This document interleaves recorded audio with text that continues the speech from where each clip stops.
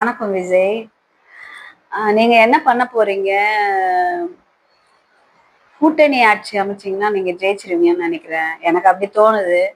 உங்களுக்கு யாரும் சொல்லலையா? சொல்லியிருக்காங்களா? சொல்லலையா? எனக்கு தெரியாது. நீங்க கூட்டணி ஆட்சி அமைச்சுக்கோங்க. அது உங்களுக்கு பலமா இருக்கும். நீங்க வந்து கொஞ்சம் அடுத்தவங்க சொல்றத கொஞ்சம் கேளுங்க. அப்புறம் வந்து மீடியாவுக்கு வந்து பேசுங்க. தயவு செய்து மீடியால பேசுங்க. களத்துல இறங்கி கொஞ்சம் வேலை செய்யுங்க. ஏன்னா களத்துல இறங்கி நீங்க வேலை பார்த்தீங்கன்னா தான் அது வந்து ரொம்ப அரசியலுக்கு வந்து நல்லது. அப்பதான் வந்து ஓ விஜய் வந்து களத்துல இறங்கிட்டார். ஏன்னா நிறைய பேர் வந்து இப்ப உங்களை பத்தி என்ன சொல்றாங்கன்னா, விஜய் வந்து களத்துல வந்து வேலை பார்க்க மாட்டாரு. உண்மையிலேயே ஒரு வீரனுக்கு அழகு வந்து களத்துல இறங்கி சண்டை செஞ்சு ஜெயிக்கிறது தான் அழகு. அது மாதிரி நீங்களும் களத்துல இறங்கி வேலை செய்யுங்க. எல்லா யூடியூபர்ஸ் டிவியில சொல்றத நான் அவ்வளவா கேட்கல. ஏன்னா டிவி ஒரு டுபாகர் ஆகி போயிடுச்சு இப்போ. அதனால டிவியில எதுவும் சரியா சொல்றது இல்லை.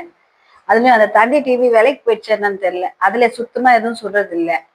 அதனால நான் என்ன சொல்றேன்னா, இந்த 200 ஓபி இவங்கெல்லாம் இருக்காங்கல்ல, அவங்க எல்லாம் வந்து விஜய் வெளியே வர்றதே இல்லை, அவர் 6 மணிக்கு மேல எதுவும் பேச மாட்டாரு, இப்படி எல்லாம் பேசுறாங்க. விஜய் உங்க மேல ஒரு அக்கறை தான். நீங்க தம்பியா இருந்தாலும் சரி, அண்ணனா இருந்தாலும் சரி, நீங்க வந்து புதுசா இப்போ களத்துக்கு வந்திருக்கீங்க. எப்பவுமே சீமான் சொல்லுவாரு, களத்துல களத்துல ஆடணும் அப்படின்னு சொல்லுவாரு. அவரு ஒரு டுபாகர், அப்பப்ப பேச்சு மாத்தி மாத்தி பேசுவாரு. அவரு என்ன அரசியல்னு தெரியல. அது ஒரு டுபாகர் அரசியல் என்னன்னு எனக்கு தெரியல. இன்னைக்கு ஒண்ணு பேசுவாரு, நாளைக்கு ஒண்ணு பேசுவாரு. அதுக்கப்புறம் ஒரு நாளைக்கு முருகர் என்னுடைய பாட்டுன்னு சொல்லுவாரு. இன்னொரு இன்னொரு வீடியோல பார்த்தா முருகரை கழுவி ஊத்திருப்பாரு. இவரு என் நாட்டுல, என்னுடைய தமிழ்நாட்டுல நான் ஒரு தமிழச்சி, நான் கும்பிடுற கடவுள், இந்த ஆளு இப்படி மாத்தி மாத்தி பேசின்னு இருக்கிறான் சீமா. என் சொல்ல மன்னிச்சுக்கணும், கோவம் வருது. உங்களுக்கு கூட கோவம் வருது இல்ல பேசும்போது? அதே மாதிரி எனக்கும் கோவம் வருது. உங்க வீடியோவை நீங்களே பாத்துக்கோங்க. மாத்தி மாத்தி பேசுறீங்க நீங்க. முதல்ல மாத்தி மாத்தி பேசுறத தயவு செஞ்சு நிப்பாட்டிக்கோங்க. அதே மாதிரி திருமாவன் இருக்காருல்ல, அவருக்கு என்ன பேரு, இன்னொரு பேரு இது. அந்த திருமாவுக்கும் சொல்லிக்கிறேன். ஒண்ணுத்துல சொல்றீங்க, நான் எனக்கு தனியா கரண்டி, நான் தனியா வந்து எனக்கும் எங்க அப்பாவுக்கும் அப்படின்னு ஒரு வீடியோ பேசுறீங்க.